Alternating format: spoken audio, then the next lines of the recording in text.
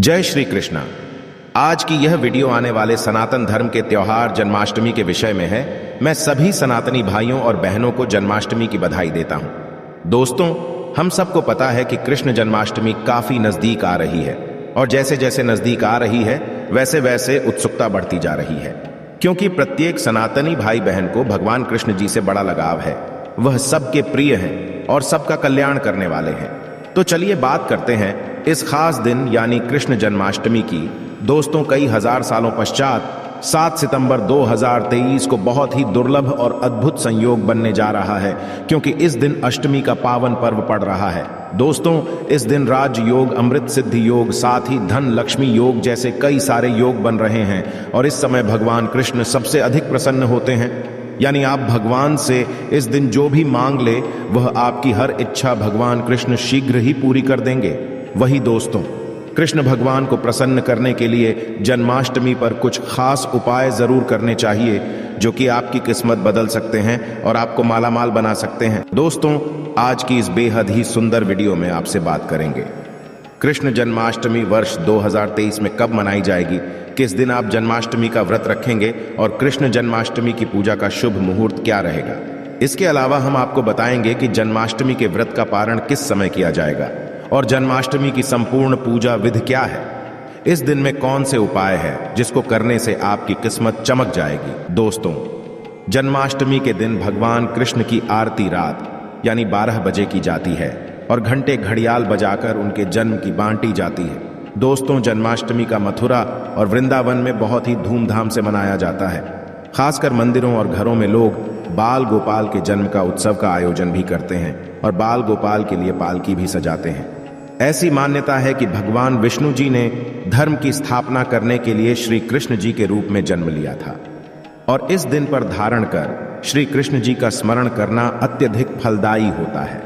दोस्तों, इस दिन लोग पूरा दिन भर उपवास रखते हैं। आपको बता दें कि जन्माष्टमी का व्रत अष्टमी तिथि से शुरू होता है और इस व्रत का पारण नवमी तिथि में ही करना चाहिए, तब इसका पूरा फल होता है। और जो लोग इस व्रत को रखें उन्हें सुन ले कि रात में हल्का व सात्विक भोजन करना चाहिए, साथ ही ब्रह्मचर्य का पालन करना चाहिए। दोस्तों, जन्माष्टमी के व्रत के दिन कुछ लोग निर्जला रहते हैं, तो वही कुछ लोग फलाहार करके भी इस व्रत को पूरा कर सकते हैं।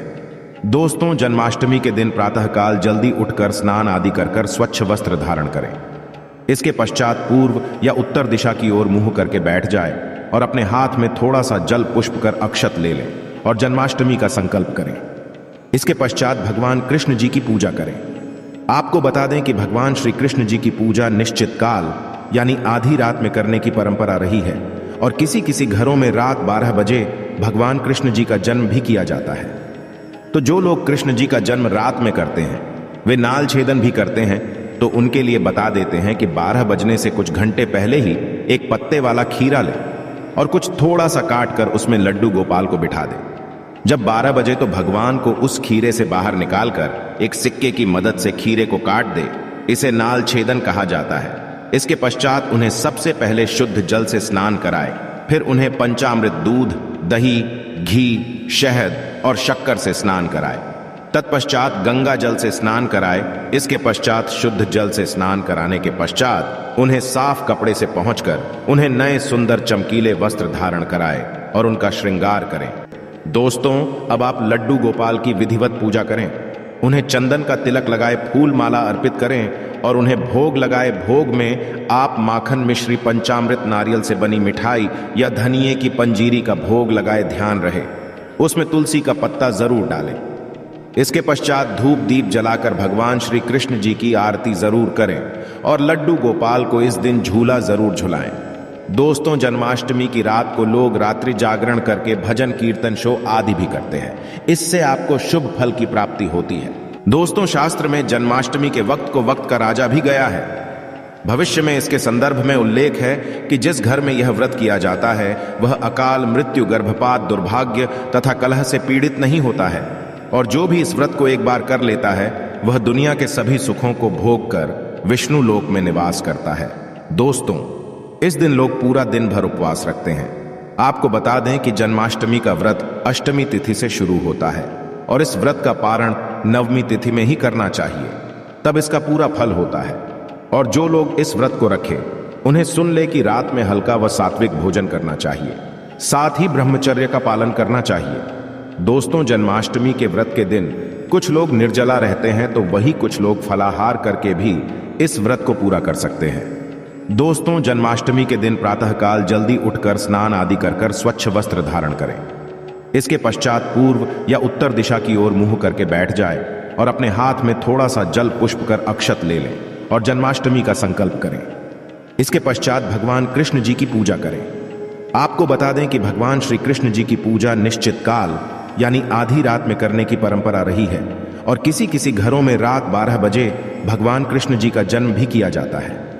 तो जो लोग कृष्ण जी का जन्म रात में करते हैं वे नाल छेदन भी करते हैं, तो उनके लिए बता देते हैं कि 12 बजने से कुछ घंटे पहले ही एक पत्ते वाला खीरा लें और कुछ थोड़ा सा काट कर उसमें लड्डू गोपाल को बिठा दें।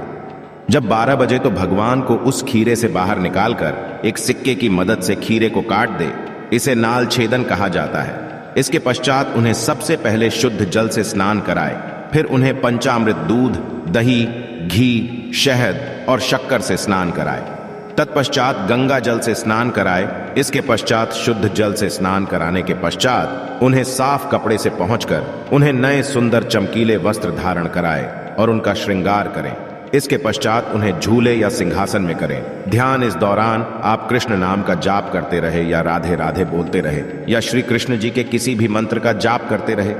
दोस्तों, जन्माष्टमी की रात को लोग रात्रि जागरण करके भजन कीर्तन शो आदि भी करते हैं। इससे आपको शुभ फल की प्राप्ति होती है। आपको बता दें, कुछ लोग रात्रि की पूजा के पश्चात ही अपने व्रत का पारण करते हैं और कुछ लोग अगले दिन सूर्योदय के पश्चात ध्यान रहे कि आप प्रसाद खाकर ही अपने व्रत का पारण करते हैं। तो दोस्तों, चलिए अब जानते हैं कि वर्ष 2023 में का पर्व को कब मनाया जाएगा। तो आपको बता दें कि कृष्ण पक्ष की अष्टमी तिथि इस बार 6 सितंबर को पड़ रही है। ये कृष्ण का 5250वां जन्मदिन होगा। ऐसे में ये 6 सितंबर को दोपहर 3:37 से शुरू होगा और 7 सितंबर को शाम 4:14 तक रहेगा। दोस्तों, इस दिन सुबह 9:20 से रोहिणी नक्षत्र शुरू होगा। ऐसे में ग्रस्त सितंबर और वैष्णव संप्रदाय के लोग 7 सितंबर को इस त्योहार को मनाएंगे। दोस्तों, पूजा के लिए इस बार शुभ मुहूर्त 40 मिनट का है, जो कि 12:02 से 12:48 तक रहेगा। ऐसे में इस दिन रोहिणी नक्षत्र का संयोग भी बन रहा है। ऐसे में इस दुर्लभ संयोग में की पूजा करने से 3 जन्मों के से मुक्ति मिलती है। यदि किसी की आत्मा प्रेत योनि में भटक रही है तो उनके नाम से की गई पूजा उनकी आत्मा को मुक्ति प्रदान कराती है। दोस्तों, इस दिन का व्रत संतान का सुख देने वाला होता है। ऐसे में इस बार का व्रत करना ना भूलें। साथ ही जो इस व्रत को शुरू करना चाहते हैं, इस बार उनके लिए सबसे अच्छा मौका भगवान श्री कृष्ण की कृपा पाने के लिए। ऐसे में फिर आप भी इस व्रत को शुरू कर सकते। तो दोस्तों, चलिए अब जानते हैं जन्माष्टमी के व्रत कथा, जिसको पढ़ने या सुनने मात्र से ही सभी लोगों के सारे पाप धुल जाते हैं और सभी मनोकामनाएं पूरी हो जाती है। दोस्तों, स्कंद पुराण के मुताबिक यदुवंश के राजा उग्रसेन का राज चलता था। उग्रसेन का सबसे बड़ा पुत्र कंस, जिसकी चचेरी बहन देवकी थी। कंस अपने ही पिता को जेल में डालकर स्वयं राजा बनकर राज लगा। पर दूसरी ओर कश्यप ऋषि का जन्म राजा सूरसन के पुत्र के रूप में वासुदेव का जन्म हुआ, जो कि आगे चलकर वासुदेव का विवाह देवकी से संपन्न हुआ। और देवकी को विदा करने के दौरान एक आकाशवाणी होती है, हे कंस, आज जिस बहन को इतने प्यार से विदा कर रहा है, कल उसी का 8वां पुत्र तुम्हारी मौत का कारण बनेगा। ऐसा सुनते ही कंस देवकी को मारने के लिए हावी हो गया, पर सैनिकों और वासुदेव के वचनों ने ऐसा होने से बचा लिया। वासुदेव सत्य थे। उन्होंने कंस को वचन कि वह अपना 8वां पुत्र उसे सौंप देंगे। दोस्तों, वसुदेव जी की बात मानते हुए कंस ने उन दोनों को बंदी बनाने का निर्णय ले लिया और उनके पास पहरेदार लगा दिए। इसके पश्चात कंस ने देवकी के सारे संतानों को मारने का प्रण कर लिया। इस निश्चय के अनुसार देवकी के 7 संतान कंस द्वारा मारे गए। इसके पश्चात देवकी के 8वें पुत्र का जन्म हुआ। भाद्रपद मास के कृष्ण पक्ष की अष्टमी तिथि को रोहिणी नक्षत्र के दौरान मध्य रात्रि में भगवान श्री कृष्ण का जन्म हुआ था। बालक जन्म लेते ही की कोठरी प्रकाशमय हो गई। साथ ही एक आकाशवाणी सुनाई दी कि तुम बालक को गोकुल में रह रहे नंद बाबा के यहाँ छोड़ आओ। वहां एक कन्या का जन्म हुआ है, उसे तुम यहाँ ले आओ। ऐसे सुनते ही वासुदेव की हथकड़ियां खुल गईं। और वो तुरंत एक टोकरी में श्री कृष्ण को रखकर इसे माथे पर लादे गोकुल की ओर निकल पड़े। रास्ते में यमुना नदी बाल कृष्ण के चरणों को स्पर्श करने के लिए उफान पर आ गए। फिर चरण स्पर्श करते हुए पूर्ण शांत पड़ गई। फिर इसके पश्चात वासुदेव ने अपने पुत्र को यशोदा मैया के बगल में सुलाकर वहां से कन्या लेकर वापस कारागार लौट आए। तत्पश्चात जेल के दरवाजे अपने आप बंद हो गए। उनके हाथों में फिर से हथकड़ी लग गई। इसके पश्चात सारे पहरेदार भी उठ गए और कन्या के रोने की आवाज आने लगी। सूचना मिलते ही इन्हें कारागार से कन्या को लाया और उसे मारने की प्रयास की, लेकिन वह आकाश में उड़ गई और बोली, अरे मूर्ख, मुझे मारने से क्या होगा? तुझे मारने वाला पैदा हो चुका है। यह बात सुन कृष्ण का पता लगाकर उसे मारने का खूब प्रयास किया। आज्ञा देते हुए राक्षस भी भेजे, लेकिन कृष्ण को कोई नहीं मार सका। अंत में ने कंस का वध किया और उग्रसेन को पुनराजा बना दिया गया। और इस प्रकार श्री कृष्ण जन्माष्टमी की व्रत कथा पूरी होती है। तो ऐसी मान्यता है कि जन्माष्टमी के दिन कहानी को पढ़ने या सुनने से सारे पाप धुल जाते हैं, जीवन की हर समस्या का समाधान मिलता है।